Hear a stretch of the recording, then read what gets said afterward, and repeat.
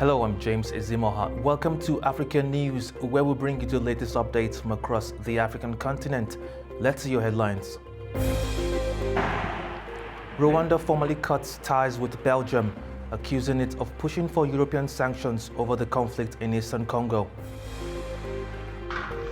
A Nigerian farm is milking over 10,000 scorpions for their venom, hoping to tap into the lucrative global market. Former DRC President Joseph Kabila has blamed his successor for the escalating conflict with M23 rebels. Thank you for joining us. In the Democratic Republic of Congo, the President Felix Tshisekedi and the Rwandan President Paul Kagame met in Doha on Tuesday for direct talks aimed at addressing the ongoing conflict in eastern Congo. In a joint statement, the leaders emphasized their commitment to ongoing dialogue.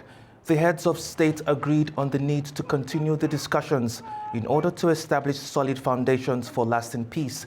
The meeting comes amid heightened tensions between the two nations, with Kinshasa accusing Kigali of backing the M23 rebel group, a charge Rwanda denies.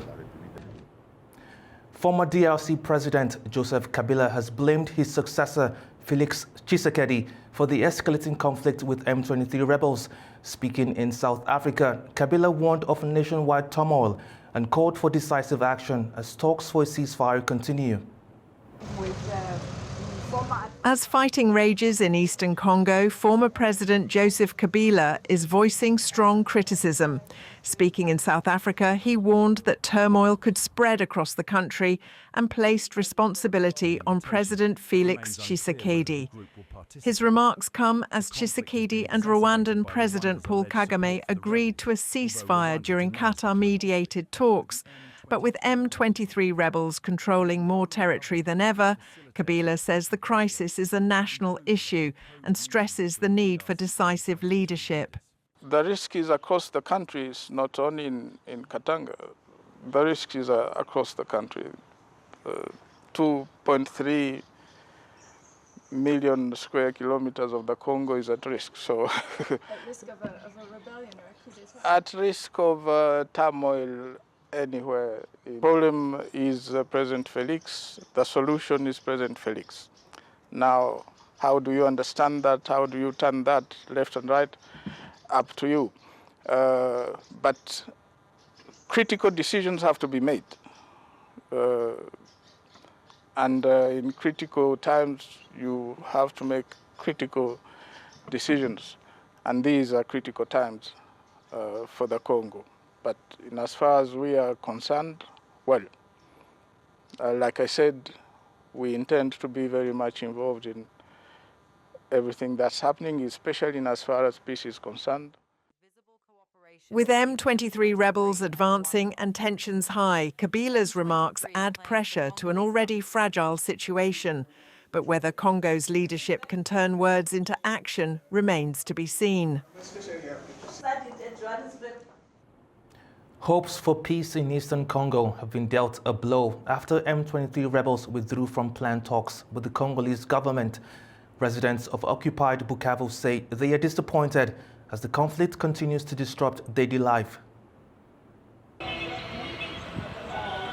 M23 rebels have pulled out of scheduled peace talks in Angola, blaming fresh EU sanctions against the group and its allies, including Rwandan officials. The withdrawal comes amid escalating violence in eastern Congo, where M23 forces have seized key cities, including Bukavu and Goma. Residents say the stalled negotiations are prolonging hardship, with banking services disrupted and economic activity paralysed. The population under M23 rebel occupation is entirely disappointed by their refusal to participate in dialogue. From this dialogue, people expected the return of peace and reopening of banks, as well as the return of competent authorities, because many activities are blocked due to lack of banks, for example. We can no longer access our fields or our bank accounts. The economic circuit is blocked and paralysed, which plunges us into deep dismay and disappointment. We really hoped that through this dialogue the situation would be resolved, but alas, We really are stakeholders to prioritize the interests of the population rather than their selfish interests. With peace talks now uncertain, Bukavu residents fear continued economic hardship and insecurity. Meanwhile, the Congolese government says it remains open to negotiations, despite M23's withdrawal.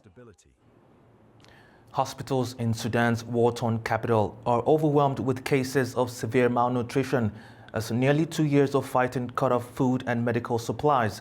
Doctors say they are running out of life-saving treatments, leaving thousands of children at risk. At Alban Jadid Hospital in Bari, doctors are struggling to treat children suffering from malnutrition.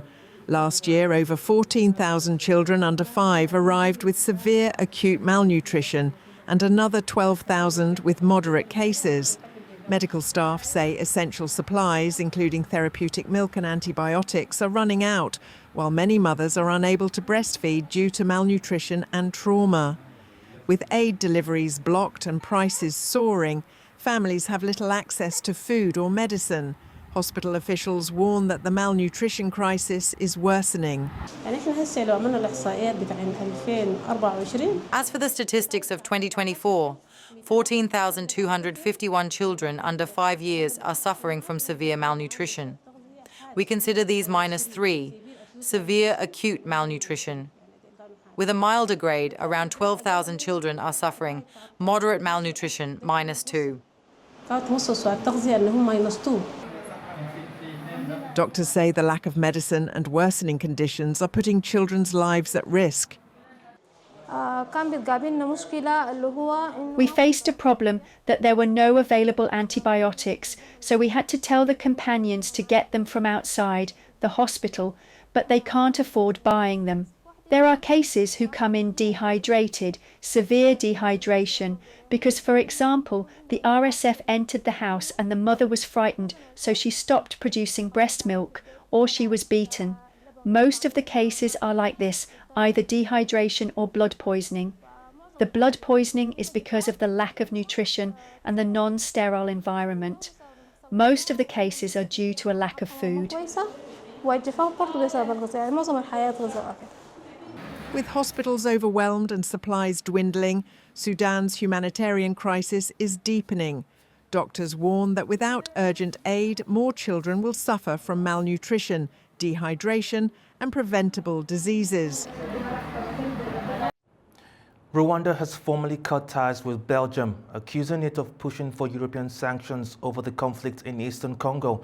Belgium has responded by expelling Rwandan diplomats, deepening the diplomatic fallout. Rwanda has accused Belgium of lobbying for the European Union's recent sanctions, which target Rwandan officials and a gold refinery over alleged support for the M23 rebel group in eastern Congo. Kigali denies the allegations, arguing that Belgium is leading efforts to tarnish its image. The diplomatic fallout comes as conflict in eastern Congo continues to destabilise the region. Rwandan government spokesperson Alain Mukuralinda says Belgium has been actively working against Rwanda. It was said even before, about a month ago, that this is the behaviour of Belgium, the Belgian government, which has been campaigning, lobbying for some time, firstly, to tarnish Rwanda's image, and secondly, to ensure that the Rwandan government is sanctioned by European countries and international organisations. From the beginning, Belgium has always been there, as soon as these problems arose, so it knows the problems better than anyone else. So it would be a very good thing if, I would say, it wanted to come to its senses, take the position it deserves, take the position that is, for it, naturally, that of being neutral between the two countries, given the historical ties that bind it to these two countries.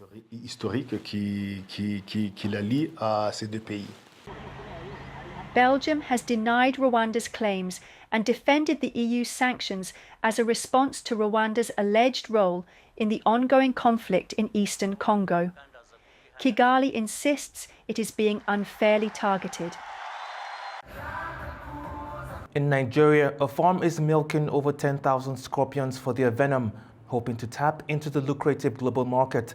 The venom is highly sought after in medicine and cosmetics, but experts warn that technological advancements could change its value. On a farm in Lagos, Nigeria, scorpions are no longer just feared, they're farmed for profit. Twice a month, handlers extract venom from two high-value species, the deathstalker and the emperor. The venom, used in pharmaceuticals and cosmetics, sells for millions per gallon. But collecting even small amounts is a slow and painstaking process. A farm manager explains the delicate process of extracting venom and why only certain species are in demand.